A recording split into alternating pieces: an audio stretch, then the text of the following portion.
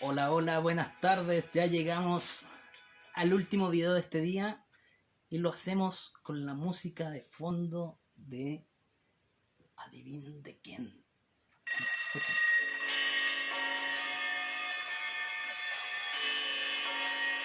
Los tremendos de Pink Floyd nos deleitan con su canción Time del Dark Side of the Moon, ese tremendo disco que marcó un antes y un después dentro de la música. ¿Por qué Time? Se preguntarán ustedes. ¡Wow! Time. Porque logré arreglar mi reloj. Entonces decidí hablar de los relojes. Jaja. Entonces con Pink Floyd de fondo, con el tiempo. Time. Vamos a averiguar en conjunto qué hace un reloj. Cómo se construye, cuáles son sus partes. ¿Ah? ¿Qué está detrás de esto? Encontré algunas páginas anteriormente y les fui leyendo. Entonces esto parte así. El diseñador da rienda suelta a su imaginación para crear un nuevo modelo nunca antes conocido.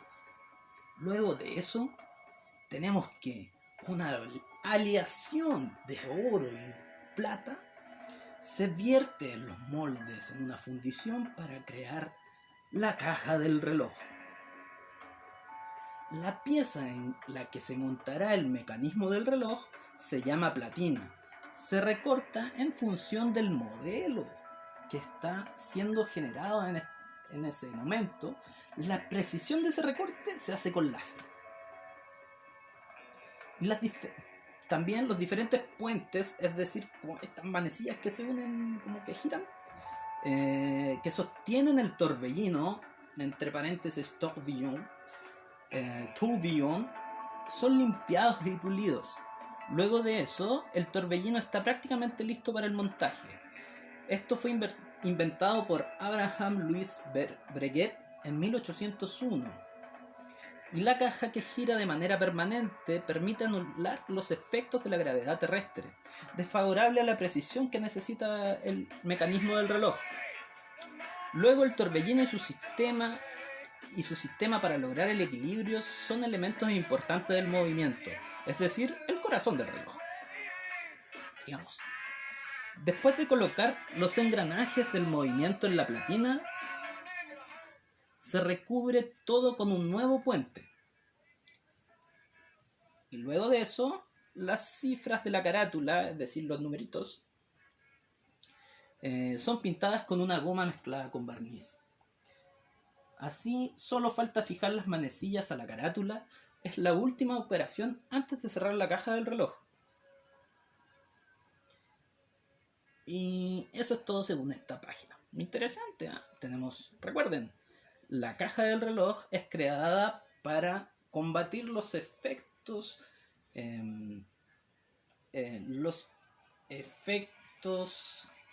se podría decir, bueno, no encuentro la palabra, pero son los efectos nocivos que genera la gravedad hacia la precisión que tiene que tener el mecanismo de este reloj. Ahora, también nos preguntamos porque dijeron muchas partes de un reloj que no entendemos, entonces, o que yo no entiendo por lo menos, y que me gustaría compartir este descubrimiento. Ahora, ¿cuáles son las partes de un reloj? Los relojes se han transformado en un bien de lujo, aunque algunos también cumplen funciones muy útiles, y con la llegada masiva de los teléfonos inteligentes, la gente parece haber dejado de lado antes los masivos relojes de pared y de mano.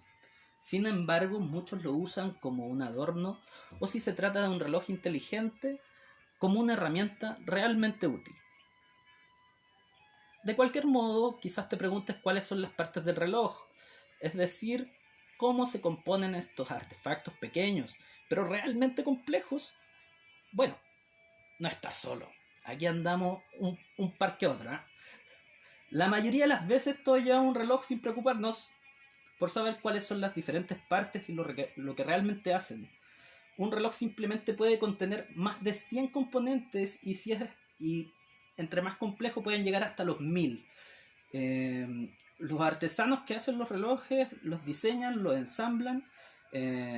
Son muchas las partes diferentes de este para crear realmente una obra maestra entre conocimiento y un arte, ¿eh?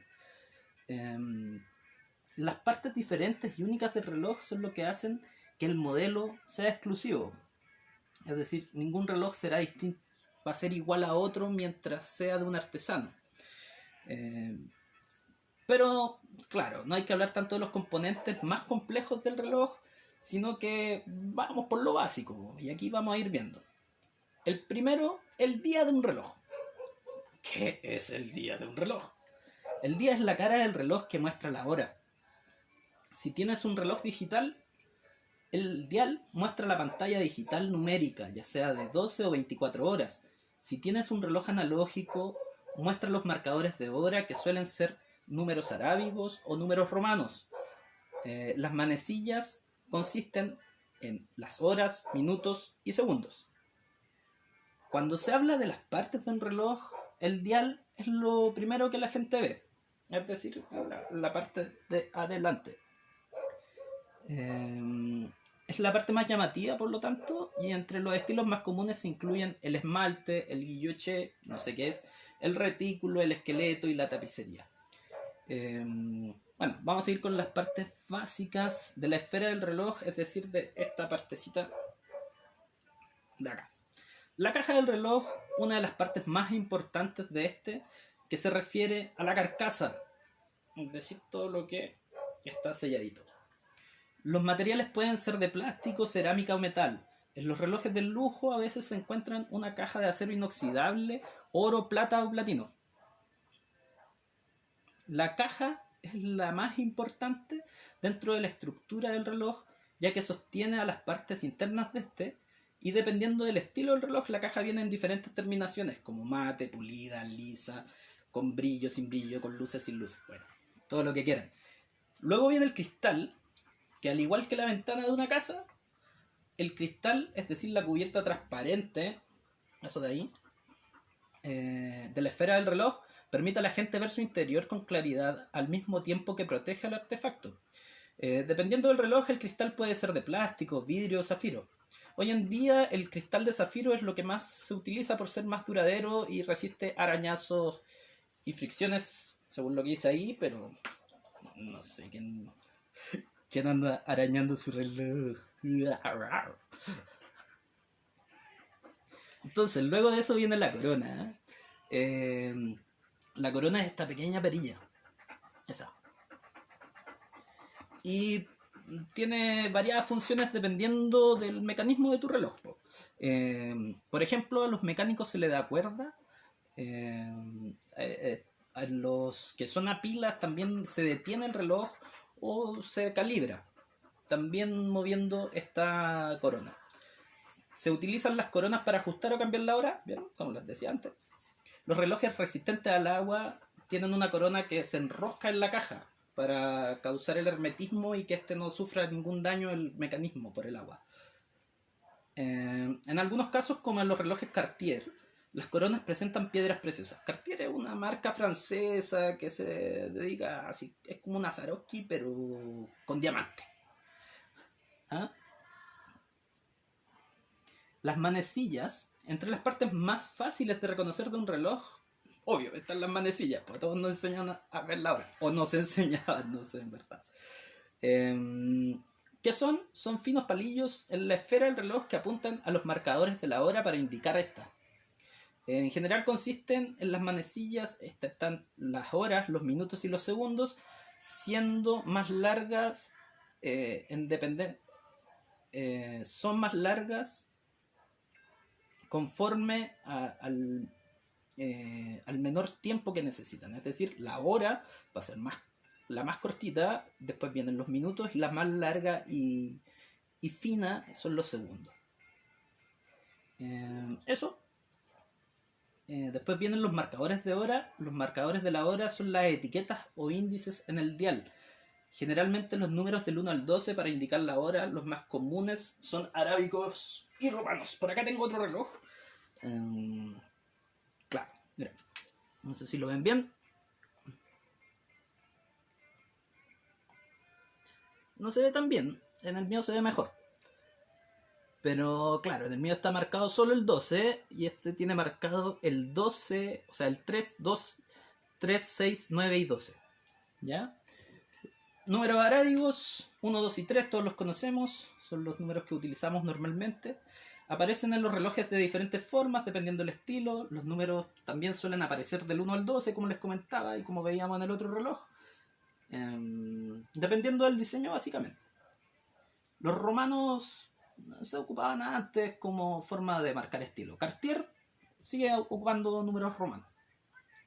Las asas. Las asas son el pequeño accesorio de metal que une y asegura la caja del reloj a las correas o brazaletes. ¿Ya? Son estas. Son esas. Esas son las asas y asegura la cara del reloj a las correas o el brazalete. El estilo de las asas depende de la correa y pueden ser lisas o decorativas.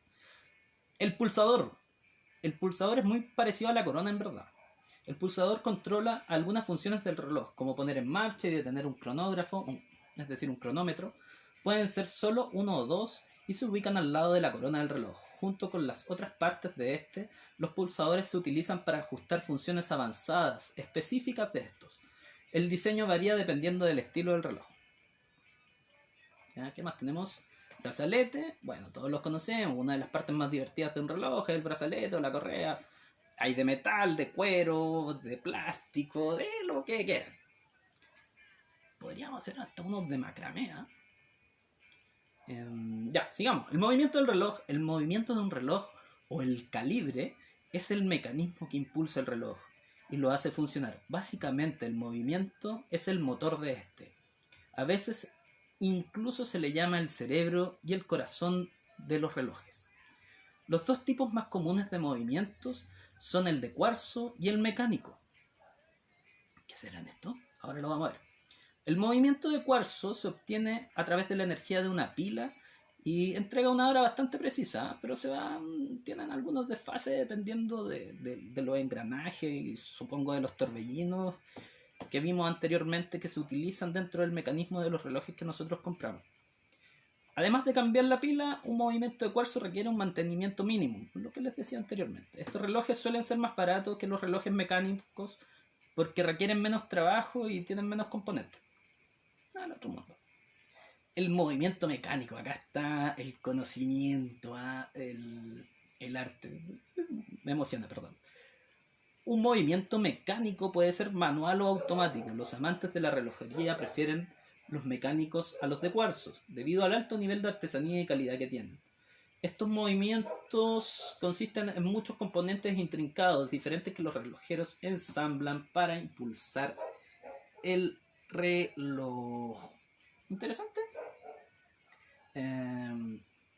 Ahora, claro, mientras leía todo esto del reloj, es particular que siempre queramos estar controlando todo. Y que desde un inicio hayamos hecho una métrica para estructurar nuestro día.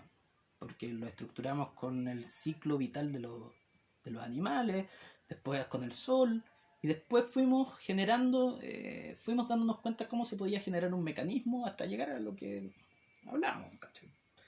Una caja para evitar la gravedad que afecta a la precisión del reloj. Lo encuentro realmente de otro mundo.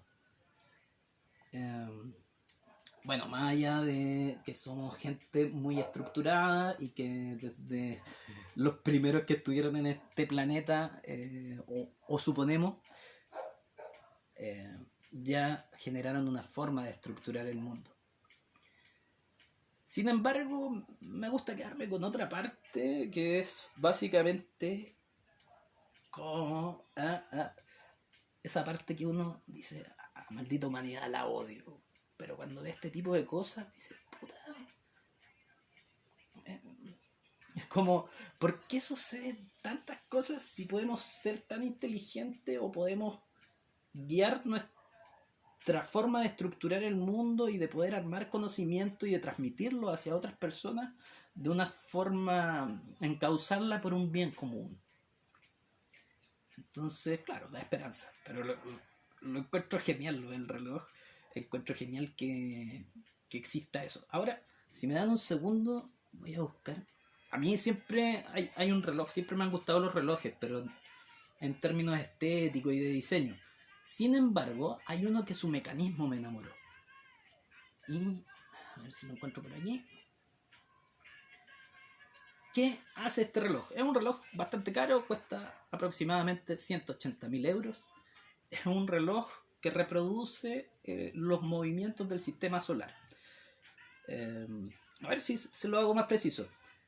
Si ha habido alguna vez un reloj para satisfacer las vanidades de los usuarios de los relojes de pulsera, puede ser este que les hablo. El impresionante reloj Poetic Midnight Planetarium indica el tiempo mediante la colocación de un microcosmos en el sistema solar en nuestra muñeca. El complicado reloj incorpora a Mercurio, Venus, la Tierra, a Marte, a Júpiter y Saturno. Son todos los planetas que nosotros logramos ver a simple vista. Es bastante bonito, ¿eh? Búsquenlo. Recuerden, se llamaba, les digo al tiro, Poetic Midnight Planetarium. Poetic Midnight Planetarium. Búsquenlo, es bonito. En lugar de las manecillas que indican las horas y los minutos, los planetas giran alrededor de un pequeño sol de oro en tiempo real. Mercurio completa una vuelta alrededor de la cara del reloj en 80 días. Venus necesita 224 y bueno, la Tierra necesita un año o 365 días aproximadamente. Saturno, por ser el planeta más alejado de este sol de oro, tardará 29,5 años en completar una vuelta. También trae una estrella fugaz en el borde exterior de la esfera del reloj que indica la hora.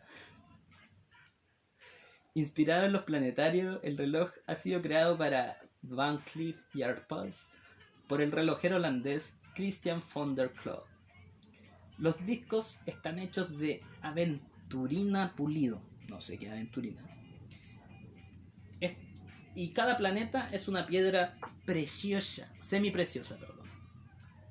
Una rueda giratoria de oro situada en el exterior permite que el usuario elija un día en especial en que la Tierra se mueva bajo la estrella grabada en el cristal de zafiro. Bueno, como les decía, el precio básico del reloj son 180.000 euros. Si lo quieren con diamantes son 245.000. Realmente esa es una obra de arte, ¿eh? Son, a ver, dejen, aquí se ve un poquito. Deben ser por lo menos unas 3 o 4 capas de mecanismos de engranaje y de torbellinos que van generando todo este movimiento. ¿Pero vieron? Es una bonita historia para terminar el día y para irnos pensando pues, un poco. ¿Es tan relevante el tiempo? ¿Tenemos tiempo? ¿Nos entregamos el tiempo suficiente? ¿Existe el tiempo? ¡Wow! Ya que dije eso, lo invito a leer a Descartes, no, a Kant.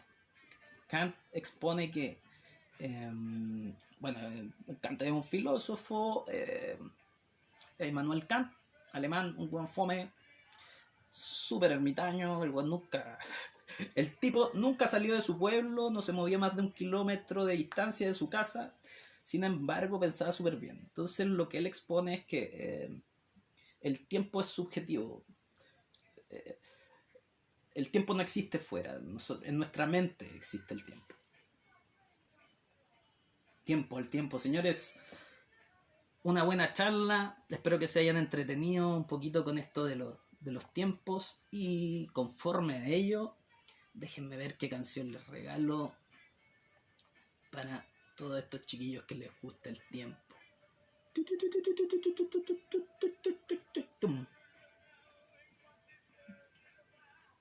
Denme un segundo. No se vayan, piensen en el tiempo. Denme tiempo.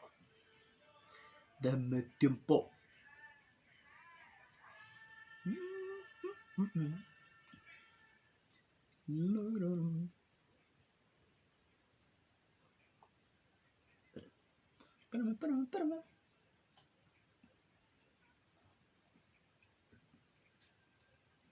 Denme un segundo.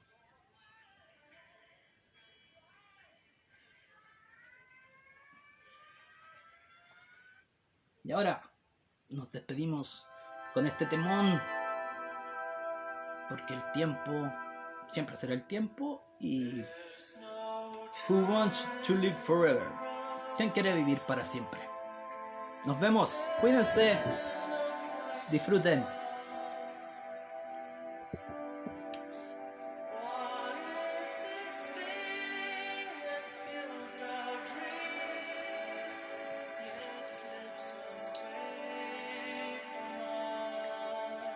Tremendo, Freddy. Sorry, tenía que hacer este